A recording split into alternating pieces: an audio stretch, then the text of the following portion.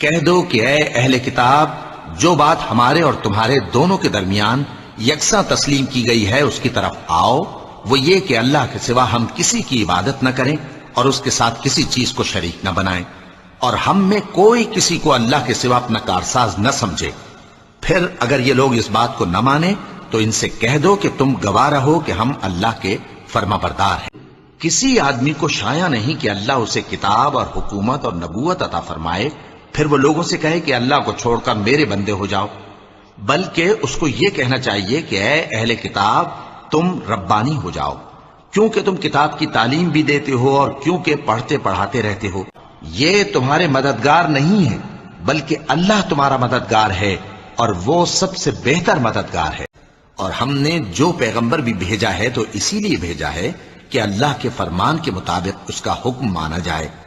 اور یہ لوگ جب اپنے حق میں ظلم کر بیٹھے تھے، اگر تمہارے پاس آتے اور اللہ سے بخشش مانگتے اور پیغمبر بھی ان کے لیے بخشش طلب کرتے تو اللہ کو معاف کرنے والا بڑا مہربان پاتے، اور اگر وہ اس پر خوش رہتے جو اللہ اور اس کے رسول نے ان کو دیا تھا، اور کہتے کہ ہمیں اللہ کافی ہے اور اللہ اپنے فضل سے اور اس کے پیغمبر اپنی مہربانی سے ہمیں پھر دے دیں گے، اور ہمیں تو اللہ ہی کی رضا مطلوب ہے، تو ان کے حق میں بہتر ہوتا۔ اور یہ اپنے بوجھ بھی اٹھائیں گے اور اپنے بوجھوں کے ساتھ اور لوگوں کے بوجھ بھی، اور جو جھوٹ یہ لوگ گھڑتے رہے قیامت کے دن ان کی ان سے ضرور پرسش ہوگی۔ کیا انہوں نے اللہ کے سوا اور سفارشی بنا لیے ہیں؟